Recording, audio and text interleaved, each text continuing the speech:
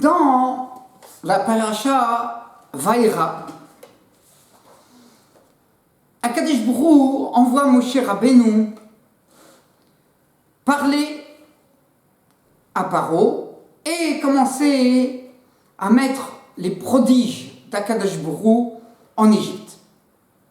Vayomer Hashem el Moshe ve'el Aaron les morts, c'est dans le Revi, donc paragraphe 7, verset 8. Vayomer Hashem el Moshe ve'el Aaron les morts, il a dit Hashem à Moshe et Aaron les morts, qui est d'abord à l'Erem Paro les morts, quand Paro il va vous dire tenez-nous la reine Mofet, faites-moi un prodige pour me démontrer que vous êtes les envoyés de Dieu.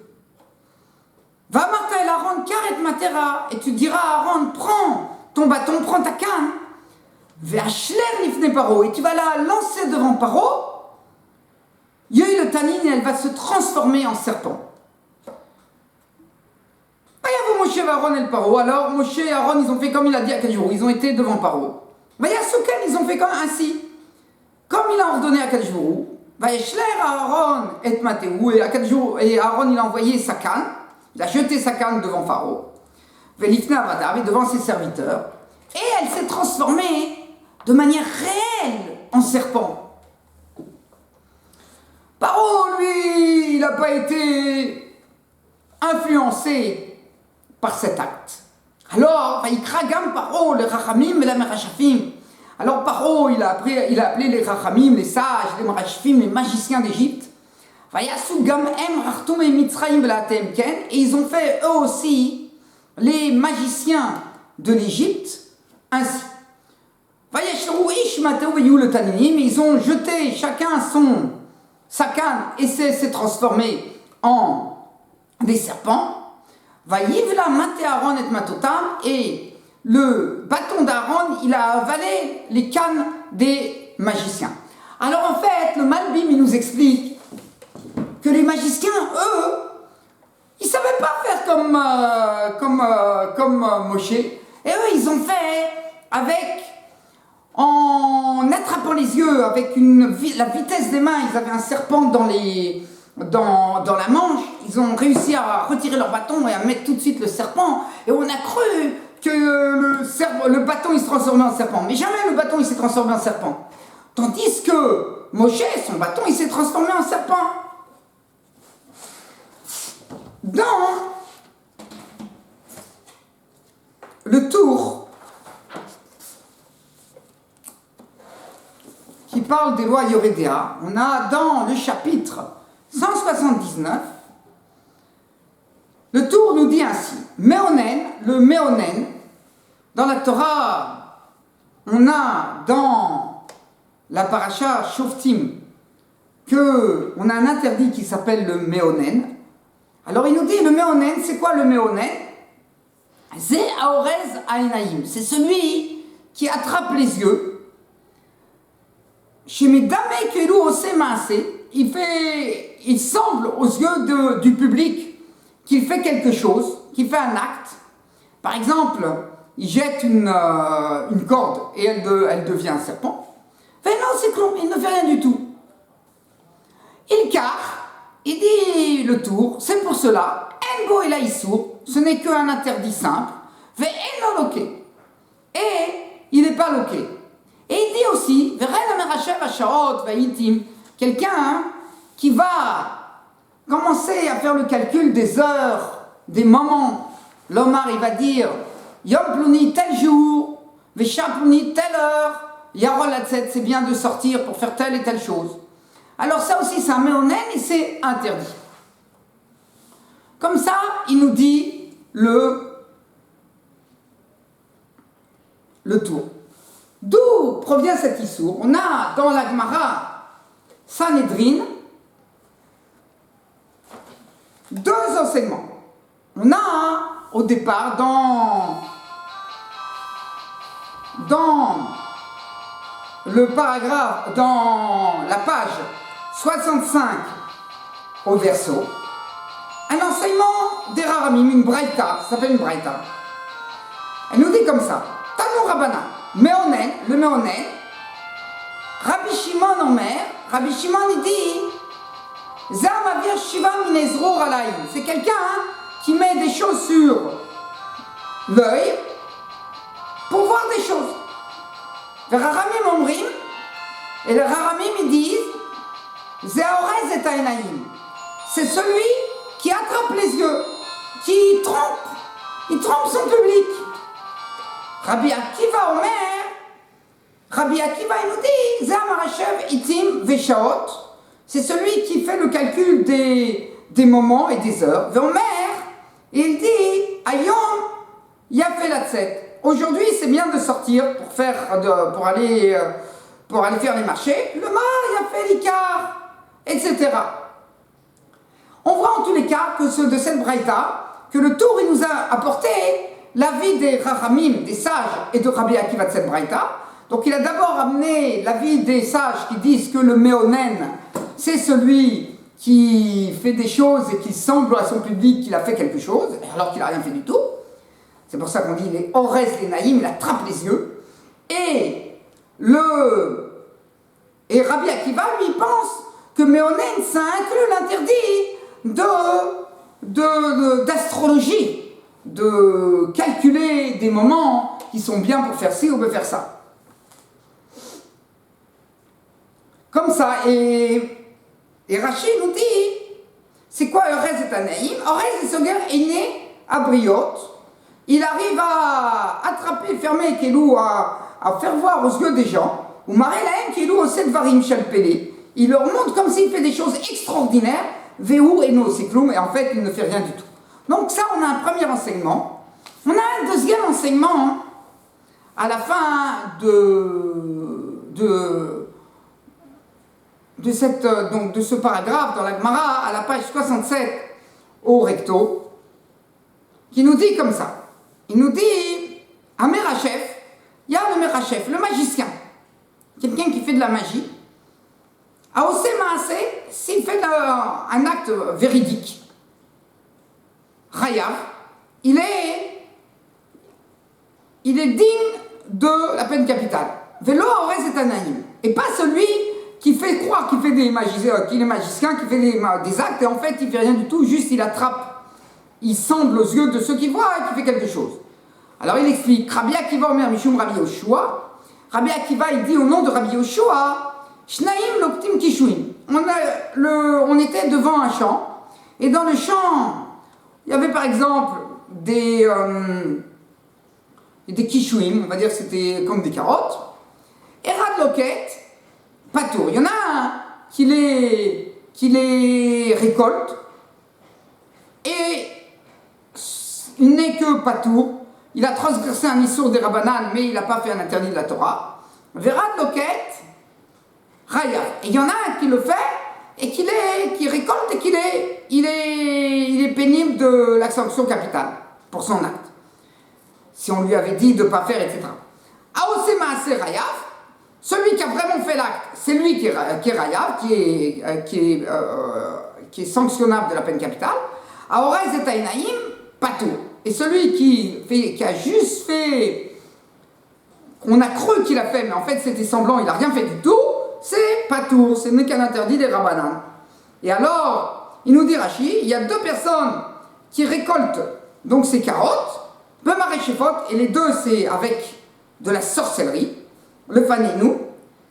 Il y en a un que quand il a récolté avec la sorcellerie, il est Chayav, et il y en a un, ce n'est qu'un interdit des Rabbanan.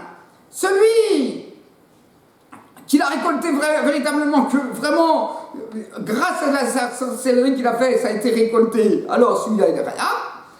Nous, on ne sait plus comment on fait des choses pareilles. Il n'y a personne qui sait comment on fait des choses pareilles. Peut-être à Oudou, ils savent faire des choses comme ça maintenant. Ou en Afrique noire, il y a peut-être encore qui savent faire de la vraie sorcellerie. Mais nous, on ne sait plus. Alors, c'est Taïnaïm, et celui qui fait, il semble à travers le Rashi qu'il y a au préalable, qui dit Marachifot, qu'il a fait de sorcellerie, donc ça veut dire qu'il a fait un acte de sorcellerie. Et qui nous a fait croire qu'il a rassemblé et qu'il a récolté ces carottes du champ. Mais en fait, l'Ozazin Mekoman, en fait, elles sont restées à leur place. Ça, c'est pas tout. Pourquoi? Parce qu'en fait, il n'a rien fait du tout, l'acte n'a pas été fait. Il nous a simplement réussi à nous tromper, à nous faire croire qu'il avait fait quelque chose. Alors, le Shulchan Aruch, il nous dit que cet enseignement du Tour, il l'a appris de ses dogmarotes. Donc, puisqu'il a appris de ces dogmarotes, comme ça, il a appris selon le Tour, il nous semble que dans le deuxième enseignement, dans la deuxième Mishnah, on voit qu'il s'agit, qu'il nous a fait croire des choses par de la sorcellerie. Alors, c'est là où il y a un interdit. Mais si c'est simplement qu'avec la vitesse de ses actes, il arrive à tromper son public et à leur faire croire qu'il fait quelque chose, mais en fait, c'est la rapidité de son action qui nous a masqué ce qu'il a fait, alors ça, peut-être c'est permis, donc on aurait le droit, si on dit comme ça, d'aller à un spectacle de magie. Par contre, selon Rashi, au départ, on a vu que dans le premier enseignement de Razal, il ne nous a pas parlé qu'il l'a fait avec de la sorcellerie. Il nous a parlé que selon le deuxième enseignement de Razal, qui nous a parlé d'un Merachef, d'un sorcier. Le premier, c'était le Méonen, et le deuxième, le Merachef. Dans le Méonen, il ne l'a pas dit. Donc peut-être qu'il y a une différence pour Rashi. Alors, le Beth Yosef, par la suite, nous emmène un enseignement du Rambam.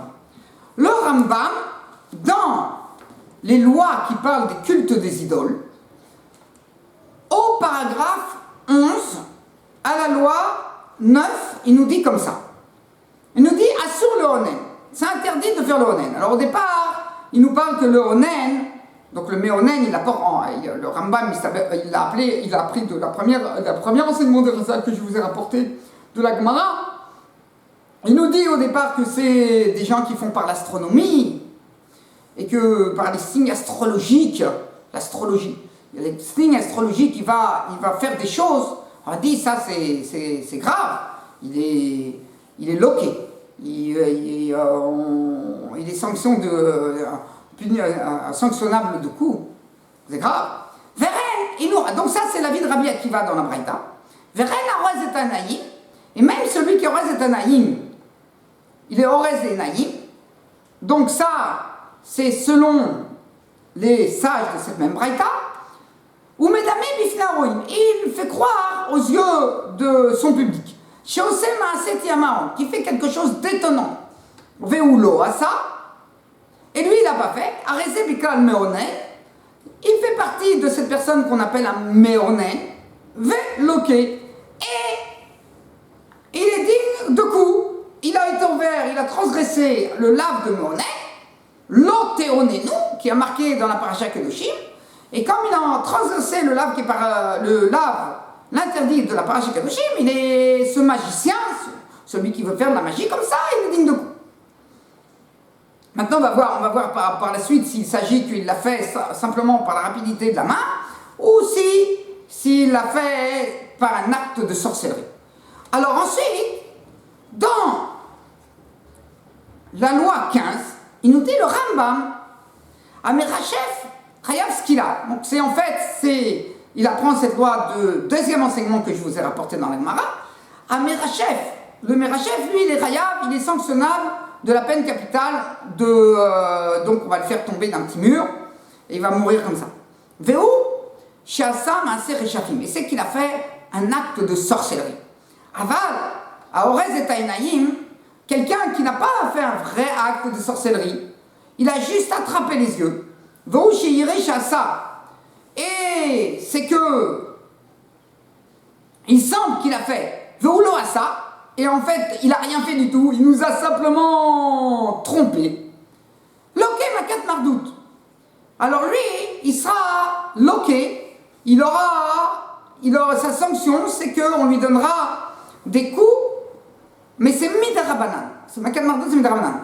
Pourquoi? Mipne Shelavze, Shenemar Bemrachef, parce que c'est interdit qui est dit au sujet des sorciers. Il fait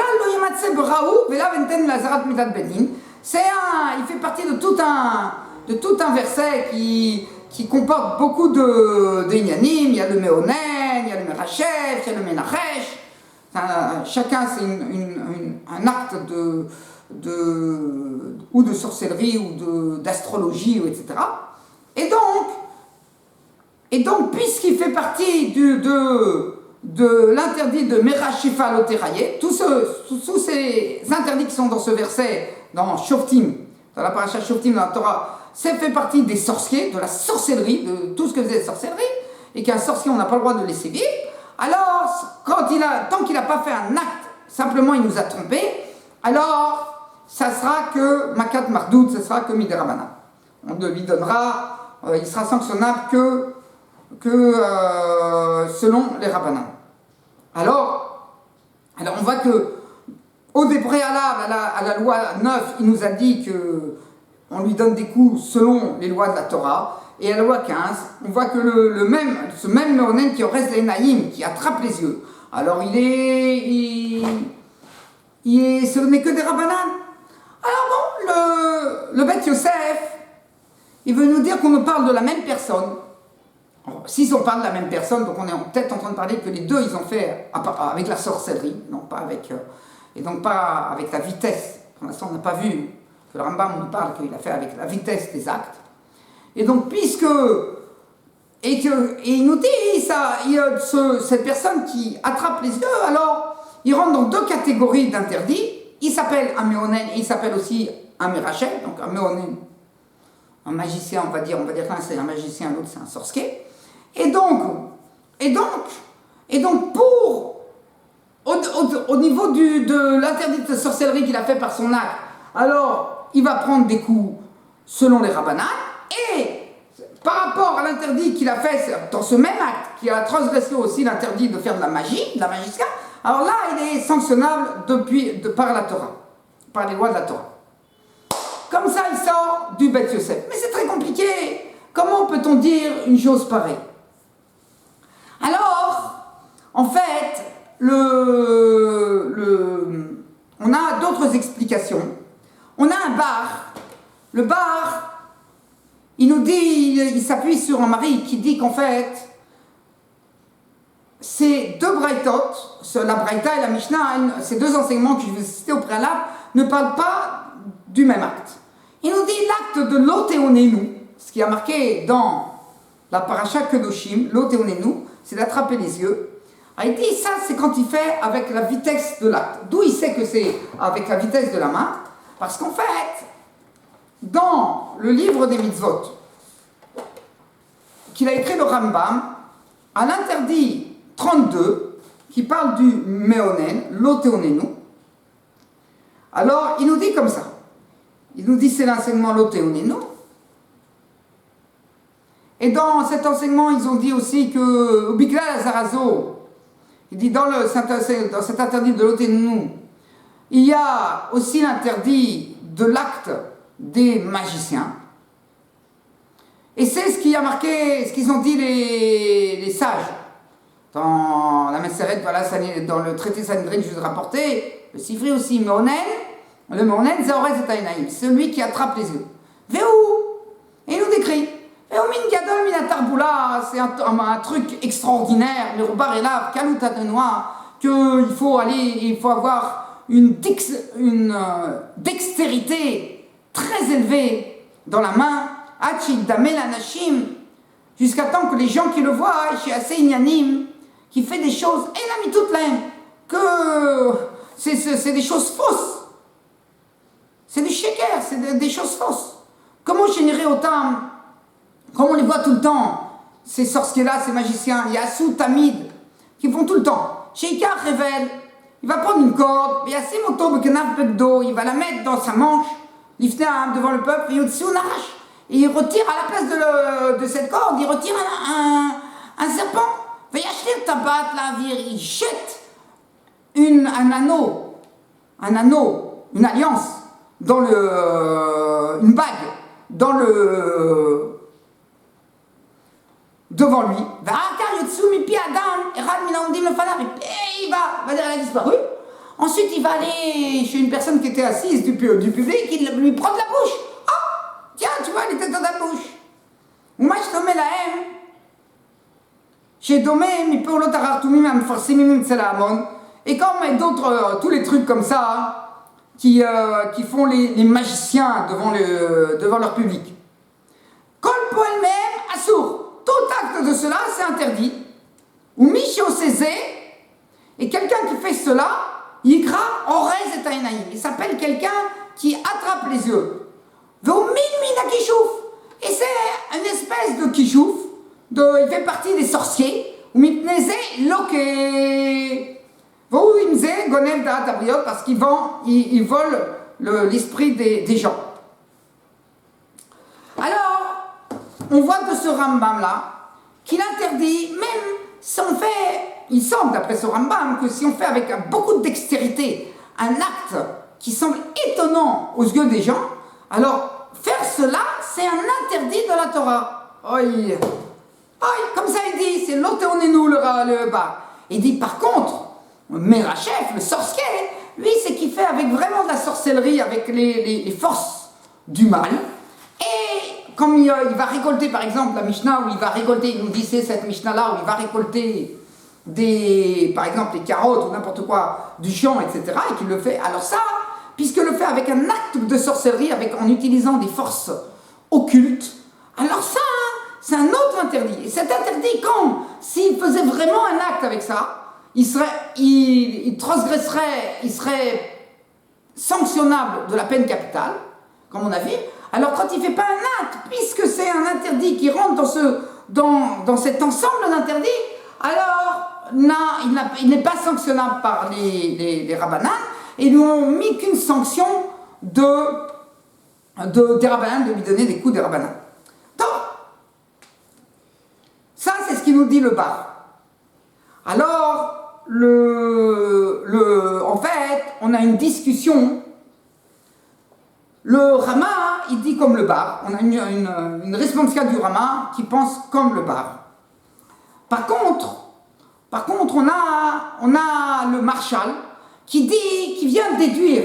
Donc on a vu que le Rambam, il dit à la fin de cet interdit 32, il nous a dit que c'est un espèce de minkishouf, de sorcellerie. Et c'est pour cela qu'il est sanctionnable de la Torah. Alors peut-être lui, il semble que le Marshal, lui, il a lu que malgré que ça se fait avec de la dextérité, mais ce n'est pas seulement avec de la dextérité.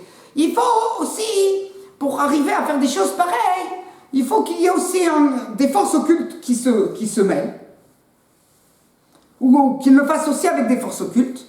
Et donc, ça, il ne s'est pas fait avec des forces occultes, alors c'est pas interdit. Ça veut dire qu'un magicien qui va faire qu'avec de la dextérité, c'est pas interdit.